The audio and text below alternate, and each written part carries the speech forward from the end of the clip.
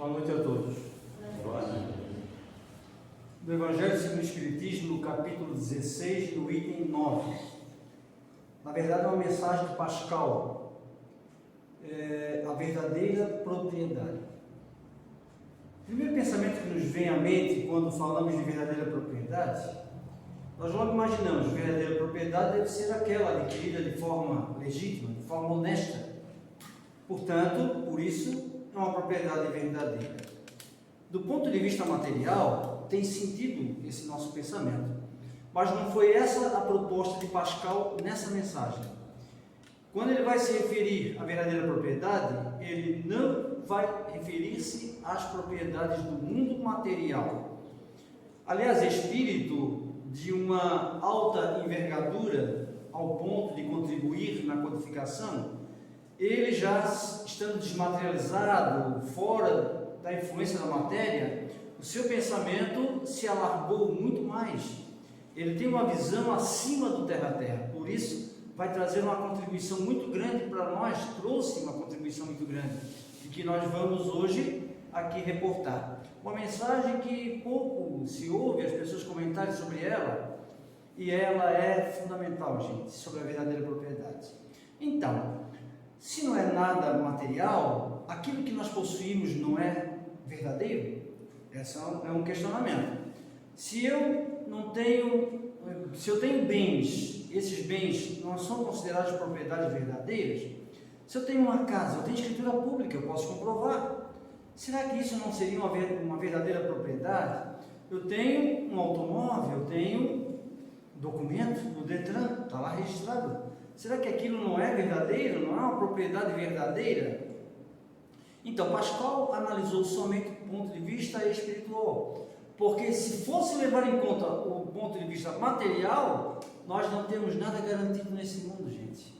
Nem a casa que tem escritura, está no nosso nome, a gente não sabe o dia da manhã, a gente não sabe as provas, as expiações programadas, nós podemos cair numa expiação muito difícil, ter que entregar a casa, o carro, a gente pode perder amanhã.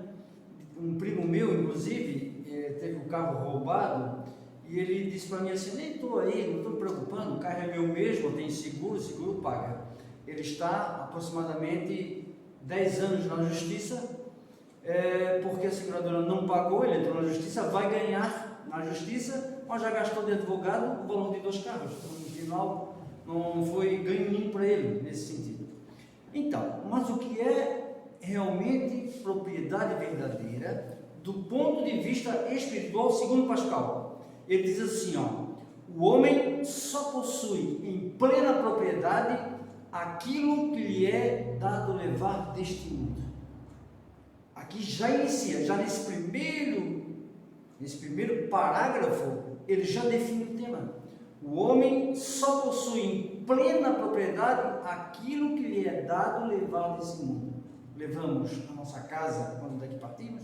Levamos os nossos bens? Levamos alguma coisa de ordem material? Então, não é plena propriedade. Há muitos anos atrás, eu ouvi falar que um sheik árabe deixou lá escrito no testamento que quando ele morresse, ele queria que enterrasse do lado do seu caixão a sua Ferrari, porque ele gostaria de chegar nesse outro mundo, que ele não sabia bem onde era, e já chegar junto com a sua Ferrari. Eu não sei em que época foi isso, mas provavelmente deve estar procurando a Ferrari até hoje, porque ela não saiu do solo. Então, só é propriedade verdadeira aquilo que a gente pode levar desse mundo.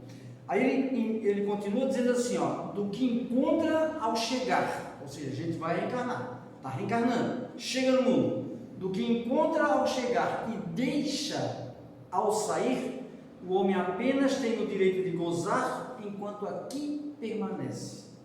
Então, as propriedades, aquilo que nós recebemos ao chegar, seja por herança a gente recebe, dos pais alguma coisa, seja aquilo que a gente adquire durante a nossa existência, nós só temos o direito de gozar desses bens enquanto aqui permanecemos, porque depois que partir, não adianta.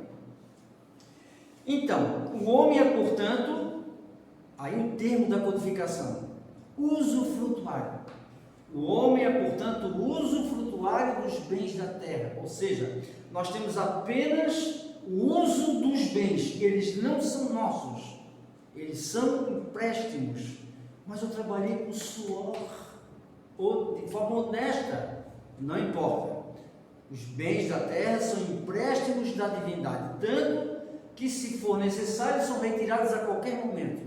Muitas criaturas que estavam numa situação financeira muito boa e de repente se viram mal, gente.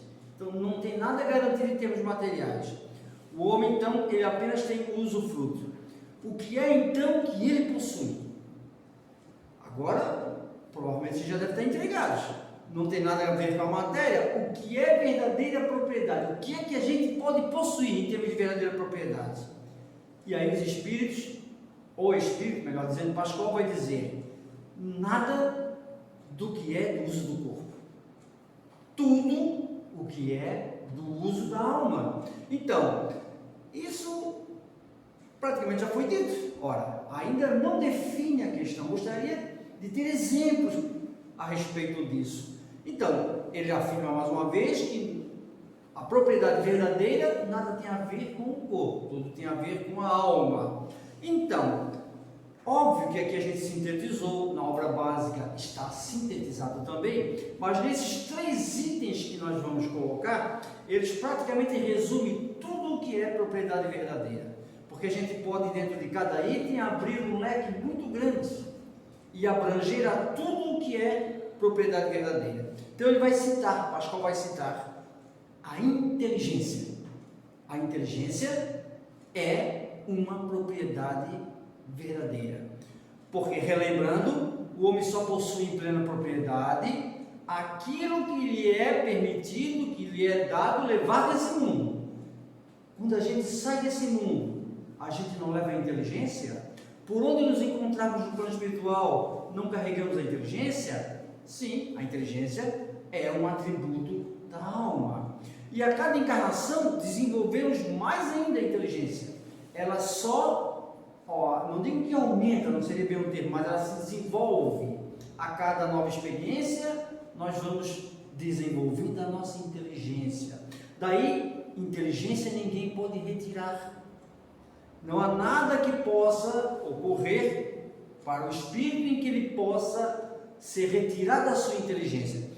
Nós sabemos que há expiações específicas onde a criatura poderá reencarnar com dificuldade no uso da inteligência, mas ele não perde a inteligência. O doente mental é um espírito inteligente, ele não perde a inteligência. Ele poderá reencarnar numa expiação onde os órgãos materiais, particularmente o cérebro, não fornece elementos suficientes, não lhe dá permissão para que ele possa expressar, na verdade, externar a sua inteligência. Ele externa, mas de forma limitada. Daí o espírito não perde a inteligência em momento algum, nem nos momentos de demência completa, ele não perde a inteligência. É atributo da alma, ninguém pode tirar. Ele pode estar paralisado por algum momento, por uma necessidade expiatória, como nós falamos. Mas, de qualquer maneira, a inteligência é uma propriedade verdadeira. Quando reencarnamos, quando chegamos, nós trouxemos a nossa inteligência. Quando partimos, continuamos com ela, dentro da coerência da mensagem inicial. Tudo o que é permitido levar desse mundo, portanto, é propriedade verdadeira, a inteligência é. Os conhecimentos é considerado por Pascal uma verdadeira propriedade. Depois que nós adquirimos conhecimento, gente, seja em qualquer área, depois que a gente adquire, não perde mais. Ao chegar nesse mundo, chegamos com conhecimento. Ah, mas não, a gente vai aprender desde a infância. Não, a gente já vem com conhecimento, o Espírito já traz armazenado o conhecimento. Tanto que somos diferentes uns dos outros, temos habilidades diferentes uns dos outros, temos talentos diferentes, porque é, na verdade, um trabalho realizado em outras vidas anteriores. Temos um somatório de conhecimento. Então, o conhecimento é uma propriedade verdadeira. O homem só possui em plena propriedade aquilo que lhe é permitido levar desse mundo. O conhecimento a gente leva. A gente vai chegar no plano espiritual, na faixa de vibração que nos for adequada, conforme a nossa. E lá nós vamos chegar com conhecimento, gente. Agora, óbvio, uns chegam com mais conhecimento, outros com menos conhecimento. Alguns desenvolvem mais os conhecimentos relativos à parte material, às ciências da matéria. Outros desenvolvem conhecimentos ligados às artes, enfim, os conhecimentos são os mais variados, e conhecimento também da vida espiritual, conhecimento da alma. Então, cada criatura tem aquilo que ela trabalhou, desenvolveu. Portanto, o conhecimento não é dado, o conhecimento é adquirido ao longo de várias experiências. Lógico, a influência em sociedade auxilia na busca do conhecimento. Nós aprendemos nas nossas escolas, universidades, mas esse conhecimento maior em virtude da experiência que o espírito passa a adquirir. A inteligência e o conhecimento, como propriedade verdadeira, é suficiente para alcançar a perfeição? Porque Allan Kardec, nosso codificador, ele colocou que nós somos criados simples e sem conhecimento, ou ignorantes, mas com a aptidão suficiente para alcançar a perfeição. Nesse topo, que seria essa perfeição relativa, como propriedade verdadeira, a inteligência e o conhecimento são suficientes? Essa é uma questão a ser estudada. E nós podemos afirmar que não é suficiente. Não é suficiente. Se nós fizermos uma comparação, porque a inteligência é fundamental, gente. A inteligência é um atributo da alma, em que em determinados momentos vamos desenvolvendo cada vez mais, e isso vai nos ampliando leques de conhecimentos variados. O conhecimento, sem discussão nenhuma, ele é importante em qualquer área. No lado material, o indivíduo que não tem conhecimento, ele não vai a lugar nenhum. Na sua área, na sua profissão, precisa ter conhecimento. Então, o conhecimento é fundamental, mas o conhecimento e a inteligência para alcançar a perfeição não é suficiente, porque o homem muito inteligente, o homem que possui muitos conhecimentos, pode ser ao mesmo tempo perverso, pode ser ao mesmo tempo egoísta, ambicioso, maldoso. Então, o conhecimento e a inteligência não são suficientes. É como nós pegarmos um pássaro com apenas uma asa. Ele vai fazer rodopio e não vai voar. Por quê? Porque ele precisa das duas asas. Então, a terceira propriedade a ser trabalhada nesse momento são as qualidades morais, gente. As qualidades morais é a terceira propriedade. E aí, se a gente for relembrar, inteligência, conhecimento e qualidades morais, aqui nós vamos encontrar tudo o que é relacionado ao espírito nas suas necessidades para alcançar a perfeição. Então, o conhecimento e a inteligência junto com as qualidades morais, sim, aí uma questão só de tempo, desenvolvimento, uma questão só de aprimoramento para poder alcançar as mais diversas fases até chegar à perfeição. Daí então, com as qualidades morais, nós fazemos o equilíbrio, a inteligência, o conhecimento e as qualidades morais. Mais à frente, o Espírito vai trabalhar outras questões também importantes. Ele coloca assim, com relação, porque nós falamos após a partir do plano espiritual, com relação no plano espiritual, aí ele vai colocar assim, sua posição futura, a nossa posição futura, dependerá se possui esses bens verdadeiros. A nossa posição futura vai depender se possuímos esses bens verdadeiros. Por quê? Propriedade plena só é aquela que nós podemos levar desse mundo. O que é da matéria, nós não vamos levar nada. Nada da matéria. Então, se vivemos só para a matéria, se o nosso dia a dia é a ocupação com gozo material, se nós não trabalhamos a questão do sentimento, se nós não desenvolvemos as capacidades da alma, que situação, hein? No plano espiritual? Porque a posição futura vai depender dessas verdadeiras propriedades. Mas eu vou partir com a inteligência e conhecimento. Nós já adiantamos que inteligência e conhecimento não é suficiente. São propriedades verdadeiras, mas não são suficientes. Vou dar um exemplo. Vamos supor, eu Estou me colocando como exemplo. Não sou bonzinho, gente, não sou bonzinho. Mas, de qualquer maneira, imaginemos nós que eu detenha algum conhecimento, tanto no lado material, porque sou espírito já velho, né? Muitas jornadas na experiência, no campo material, tenho muito conhecimento em algumas áreas. No lado espiritual, eu até tenho conhecimento, porque desde infância, evangelização, fazendo palestra há mais de 30 anos, inclusive não tenho gravado nada. Então a gente sempre aprende alguma coisa. Então eu tenho conhecimento, um pouco de conhecimento da doutrina espírita, um pouco de conhecimento do mundo, alguma coisa de ciência, porque autodidata a gente sempre lê uma coisa aqui e outra ali. Vamos supor que eu não tivesse qualidade moral nenhuma. Eu partiria para o plano espiritual, com a minha inteligência e com o meu conhecimento, mas sem qualidade moral. Ah, mas conhece a doutrina espírita, faz palestra, conhece a doutrina espírita, isso não faz diferença? Faz uma diferença.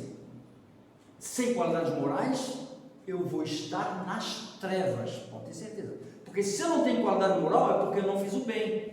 É porque se eu não tenho qualidade nenhuma, eu posso ter sido muito inteligente, eu posso ter tido muito conhecimento, mas o meu dia a dia não foi legal, não fui honesto, ou pratiquei algum crime, ou fiz coisa errada. Então eu vou me encontrar nas trevas. Sabe qual é a diferença do conhecimento nesse aspecto? Não tendo qualidade moral, sabe qual é a diferença? É que eu vou saber que eu não estou no inferno, porque o conhecimento me diz que o inferno não existe. Eu já vou saber que eu vou estar numa região tenebrosa, porque não agir bem, porque inteligência e conhecimento não são suficientes. Se eu fui egoísta, se eu fui desumano, se eu fui ambicioso, se eu maltratei as pessoas, se eu fui, enfim, só coisa ruim em termos morais, então a diferença é que eu vou estar nas trevas e por um tempo maior, porque tinha conhecimento e não agi, porque sabia e não fazia, então eu vou estar lá sofrendo e dizendo, pensando comigo mesmo, nossa, eu estou nas trevas, pode levar um século, pode levar 2 séculos, uma hora eu vou sair, porque o inferno não existe. Essa é a diferença, é a única diferença. O conhecimento, ainda que em termos de doutrina espírita, gente.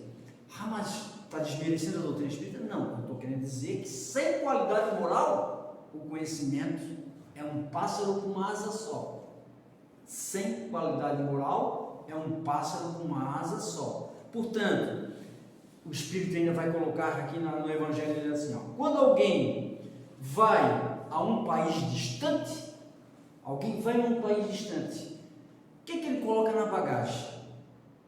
Ele leva tudo que tem em casa para na bagagem? Não. Se ele vai a um país distante, ele vai colocar na bagagem apenas aquilo mínimo necessário que ele vai utilizar nesse outro país. Portanto, imagine o preço que está o quilo. Já que eu não viajo de avião, mas quem viaja diz que é um absurdo os preços que se pagam pelas bagagens. Então a criatura vai levar o mínimo necessário. Então, se vai levar apenas aquilo que vai utilizar nesse país, um país distante. Se faz frio, vai levar roupa quente. Se faz calor nesse país, não vai levar roupa quente, vai levar só o necessário. Esse mesmo critério a gente tem que ter para a viagem ao plano espiritual após a morte. Apenas levar para o plano espiritual o mínimo necessário para a nossa estada na verdadeira vida, que lá não precisa nada do que é da matéria. Então na matéria não há importância alguma nesse momento, mas levar o que é da alma, sobretudo as qualidades morais, porque a inteligência no mundo de expiações e provas, caminhando, está um pouco longe, caminhando para a regeneração. Qual é a característica do nosso mundo? Inteligência avançada. Nós temos inteligência avançada, gente. Nós somos muito inteligentes como espíritos, em experiências milenares, somos muito inteligentes, mas em compensação, gente, pelas dificuldades que a gente encontra no mundo, pelo apego à matéria, né, pela ambição, pela miséria que assola muitas vezes, não obstante a fortuna está do lado, o que a gente percebe? Que nós, em termos de qualidades morais, deixamos a desejar, não é mesmo? Então, as qualidades morais fazem diferença. O indivíduo pode ser muito inteligente, pode possuir muitos títulos na terra, mas fará diferença se tiver qualidade moral. A criatura que não detém tanto conhecimento assim, que não tem uma inteligência muito desenvolvida, mas tem qualidades morais, no mínimo, ela pode nem entender o que vai acontecer com ela após a morte, ela pode nem saber, mas automaticamente as vibrações dela vão lançá-la pelas qualidades morais, as vibrações vão lançá-la em regiões melhores. Não digo melhores, porque toda região é boa, toda região do plano espiritual é boa, até o Vale dos Suicidas é bom, gente, porque a gente tem mania de dizer, não, quero ir para um lugarzinho bom. Não, todo lugar é bom, porque ele é adequado para a reeducação daqueles que lá se encontram, ele é adequado. Portanto, mesmo, mas no sofrimento, o sofrimento é bom porque lapida. Mas não tem aquela felicidade plena, porque não mereceu. Então, a gente nunca vai dizer que há lugar bom ou lugar ruim. A gente entende o lugar bom aquele onde há felicidade, onde há criaturas que têm afinidade, onde há o sentimento do amor. A gente entende assim o lugar bom. Mas, uma visão maior, em termos de doutrina espírita, todo lugar é bom. Porque todo lugar é escola para aquele que precisa aprender a lição. Porque se não fosse assim, Deus não permitiria que ele estivesse ali. Portanto, se existe lugar onde há sofrimento, por exemplo, é porque esse sofrimento é necessário para mudar a mente da criatura humana, que às vezes vai passando milênios e milênios e permanece adormecida na ignorância. Então a dor vai lhe sacudir em determinadas regiões, a dor vai lhe ensinar. Sobretudo, para desenvolver o arrependimento, a transformação íntima. Aí ele dá mais um exemplo, gente. Ao viajante que chega a um albergue, bom alojamento ele consegue, se tem para pagar. Se ele tem poucos recursos, vai nesse albergue pegar um alojamento mais simples, não é assim que acontece? E se ele chega na cidade e não tem dinheiro nenhum, para onde ele vai? Não vai para o meio da rua? Ou embaixo da ponte, na rua, a não ser que haja uma instituição que lhe receba. A época do Evangelho segundo o Espiritismo não existiam essas regiões na França, portanto, essas instituições na França. Então, provavelmente, nesse sentido é que ele coloca.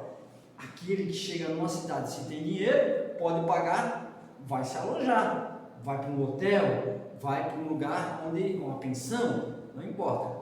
Mas se não tem dinheiro nenhum, não conhece ninguém, a gente percebe as pessoas às ruas, gente, dormindo às ruas. Por quê? Porque lhe falta o recurso. No lado espiritual, gente, guardadas as devidas proporções, comparando a moeda material com a questão das qualidades morais, no plano espiritual a mesma coisa, gente. No plano espiritual há criaturas que vivem andarilhando. E o plano espiritual não é lá em cima ou lá no lado, o plano espiritual é tudo, é um universo. As regiões próximas da Terra são as mais inferiores, seja na crosta terrena, seja aqui à nossa volta, perambulando aí pelas ruas. Há espíritos também, gente. Por quê? Porque para o lado espiritual, a verdadeira propriedade são as qualidades morais, a inteligência e o conhecimento. Se não possui, sobretudo as qualidades morais, não tem jeito. Ainda nos referindo a partida para o plano espiritual, segundo Pascal, ninguém lhe perguntará qual a sua posição da Terra. Se alguém não sabia disso, vai ficar sabendo agora. No plano espiritual, ninguém vai lhe perguntar qual a sua posição da Terra. Se era um grande político, se era um grande empresário, ou se era um operário. Ninguém vai perguntar isso, gente. Mas como? O que vão perguntar? Vão perguntar: o que trazes contigo? O que tu traz contigo? Chegou no plano espiritual, a posição da Terra não vale. O que trazes contigo? Lembrando lá no início, propriedade plena só é aquela em que nós podemos levar deste mundo. Do lado material não podemos levar nada, então não pode levar título, não pode levar profissão, não se pode levar nada disso. Vai se perguntar o quê? Quais as qualidades morais? Quais as qualidades morais? Não perguntarão sobre seus bens materiais, nem sobre seus títulos da terra, mas a soma das virtudes. Esse vão perguntar, gente, é mais uma forma de expressão. Na verdade, nós nos apresentamos no plano espiritual, não importa em que região, nós vamos nos apresentar como nós somos. quando ele coloca aqui, vão perguntar, não, na verdade é mais uma forma de expressão para chamar a nossa atenção de que ninguém alimenta a ilusão de querer chegar no plano espiritual e dizer, eu fui fulano de tal. Não alimenta essa ilusão. Há um exemplo da rainha de França, está no Evangelho.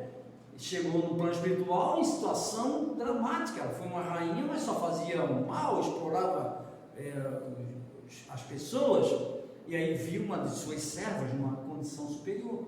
Mas como eu sou a rainha e a minha serva está... Aí foi explicado a ela que no plano espiritual não tem, mas sim as qualidades morais. Então, nesse caso, o operário poderá ser muito mais rico do que um grande empresário. Por quê? Porque não é a moeda material que se refere, mas a riqueza da alma. E essa riqueza da alma, o que não significa que um grande empresário não possa ter, claro, qualquer criatura possa ter. Um grande empresário poderá estar numa condição muito superior no plano espiritual. Um grande político poderá estar numa condição muito boa para o espiritual. Não é o fato de ser um grande político ou ser um grande empresário, mas o fato de ser uma criatura do bem, uma criatura honesta, que tenha boas qualidades. Se encontrar alguém estes irão estar numa condição superior. Antes de encerrar, vou encerrar com a historinha, tá? Mas antes de encerrar, gostaria de dizer também que o nosso corpo físico não é propriedade verdadeira. Se a criatura achar que o corpo físico é propriedade verdadeira, vai estar em engano. Porque, relembrando, propriedade plena só é aquela que a gente pode levar deste mundo. Alguém leva o corpo físico? Tem alguns que até tentam. Se vocês perceberem alguns velórios assim, aquele que tem a capacidade de ver, vai observar alguns irmãos que despreparados, chegou o momento da morte, tentam mexer o corpo a qualquer preço, tentam se levantar, não conseguem. Por quê? Porque a morte chegou, né? O desenlace está sendo feito, não é mais dono do corpo, o corpo não é dele, foi só um empréstimo. Lembra o que nós falamos da matéria? A gente tem apenas o usufruto. O corpo físico é um empréstimo que Deus nos concede para o usufruto numa existência. Então não precisa cuidar, não. O motivo maior para cuidar do corpo e cuidar do espírito, está na obra básica. Portanto, por que Pascal utilizou esse exemplo? Está lá no Evangelho, gente. Por que ele utilizou, afirmando que o corpo não é propriedade verdadeira? Ele coloca assim, porque não há justificativa para o aborto, para a eutanásia ou para o suicídio. Porque tem criaturas que dizem assim, não, tem que aprovar mesmo o aborto em todas as circunstâncias, porque a pessoa é dona do corpo, eu sou dono do meu corpo, eu posso fazer dele o que eu quiser. Não é bem assim, gente. Pode ser assim na cabeça da pessoa, mas perante as leis divinas não há justificativa. Não é tema para a noite, mas apenas dizer, na questão do aborto, quando a mãe corre risco de morte, então é preferível manter a mãe, e aí o aborto seria justificado nesse caso somente. Então, como há muitos grupos, inclusive feministas, que defendem rigorosamente a aplicação do aborto em qualquer circunstância, a mãe tem que escolher, ela é a dona do seu corpo. Não é dona, é o usufrutuário do corpo. Não estamos julgando, obviamente, as pessoas que por infelicidade, ou por desconhecimento, ou por ignorância, em algum momento praticaram o aborto. Não estou julgando, porque nós também cometemos muitos erros, não só nessa área, em todas as áreas, são experiências, os erros são experiências. Os erros são experiências que vão nos chamar a atenção para a necessidade, gente, de raciocinar, de avaliar, de repensar. Portanto, nós não estamos julgando, apenas dizer que não há justificativa alegando que o corpo é nosso. Tanto para a eutanásia, porque, sobretudo em outros países, a criatura, muitas vezes consciente, sabe que a doença é terminal, mas está consciente, assina autorizando a antecipação da morte, porque alega que o corpo é seu. Não tem como alegar, gente. O corpo não é seu, foi um empréstimo para uma encarnação. Se a criatura pratica a eutanásia consciente, ou se a criatura está inconsciente, ela não tem culpa. A família autoriza, são responsabilizados, serão responsabilizados no futuro como um verdadeiro crime. Portanto, expiações e provas serão necessárias para que a criatura reavalie a sua posição. Para encerrar agora, uma historinha. A minha mãe sempre diz assim, palestra sem historinha não tem graça, meu filho. Então, se a minha mãe disse, eu tenho que contar uma historinha. Um grande empresário, gente, ele começou assim, com poucas empresas, uma empresa muito pequena, mas ao longo dos anos, ele, um excelente administrador, ele foi crescendo, abrindo filial, se tornou um grande empresário no Brasil. E eis que, dono de muitas empresas mesmo, milhares de empregados, ele realmente era um grande administrador, tinha muito conhecimento, muito trabalho, muita dedicação, e ele abriu frente de trabalhos, muita gente foi beneficiada com o trabalho que tinha, a conquista do pão de cada dia, as pessoas precisam trabalhar, e ele tinha 2 funcionários, que eram da mais alta confiança dele. Ele tinha milhares, mas 2 estavam muito próximos dele. Um era José, o seu motorista. Pensa no motorista, pau para toda obra. Era motorista, era office boy, na época tinha essa opção de office boy, era o carregador. Qualquer coisa que precisasse, estava José ali, pronto para atender. José conduzindo o carro, ouvia os lamentos do empresário, a reclamação.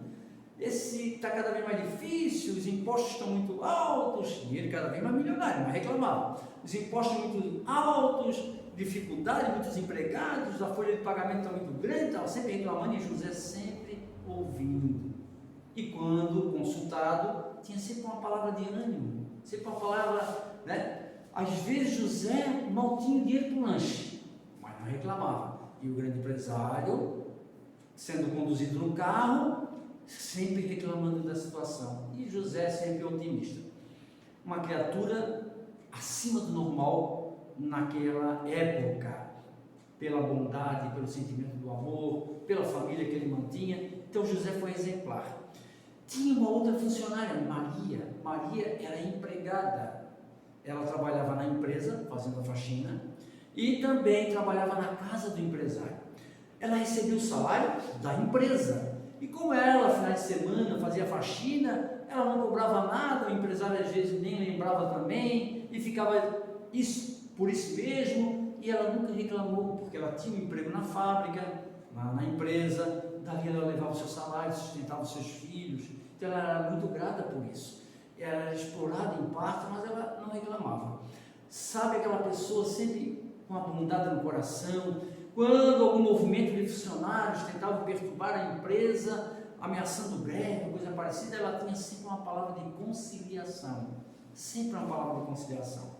E os anos foram passando, ambos, José e Maria, eram mais velhos que o empresário, então eles desencarnaram, pela lógica, desencarnaram. Passou-se mais alguns anos e o empresário desencarnou também. O empresário desencarnou, se viu numa estrada. Imaginemos nós uma coluna espiritual. Ele estava numa estrada e um espírito de uma hierarquia maior, que ele entendeu ser um anjo, foi ao seu encontro. Pela roupagem espiritual diferenciada, o empresário imaginou, nossa, um anjo vem me receber. E ele estava consciente, ele sabia que tinha morrido mesmo. E eis que o anjo veio ao seu encontro e disse, meu amigo, acompanhe-me até a sua propriedade. Vamos levá-lo à sua propriedade. E foram caminhando, conversando amistosamente, foram caminhando, de repente, à direita assim, mais no alto, muitas flores, árvores frondosas, uma casa enorme, verde. Mas não é esse verde como a gente está acostumado a ver, que já é belo, o nosso verde já é belo. No plano espiritual é mais belo ainda. É um verde que vibrava, uma casa muito bonita. E ele olhou para a casa, o espírito disse que eles iriam para a sua propriedade, ele já ficou pensando. E aí o amigo dele, o anjo, que ele entendeu ser o anjo, o espírito, chegou sorrindo e disse para ele, sabe de quem é essa casa? E ele todo na expectativa, não sei, essa casa é de José. José, já tinha desencarnado faz anos, né? José, que José? O teu motorista. O quê? José José é dono dessa casa? Nossa, Deus é bom mesmo. Não, realmente, Deus, porque o empresário, ele tinha uns bons sentimentos também. Deus é bom, porque esse motorista, ele era fundamental para mim, fora de série. Aí ele relembrou em segundos todas as virtudes que nós já falamos para vocês a respeito do motorista. Ele merece, realmente ele merece, fico feliz por ele. E foram adiante.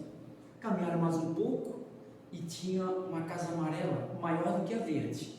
Mas não era desse amarelo, que às vezes a gente se assusta, tem amarelo em casa, pintada de amarelo que assusta. Lá não, era um amarelo bonito mesmo. Vibrava, uma casa enorme, e ele já criou expectativa. Criou expectativa, deve ser minha propriedade.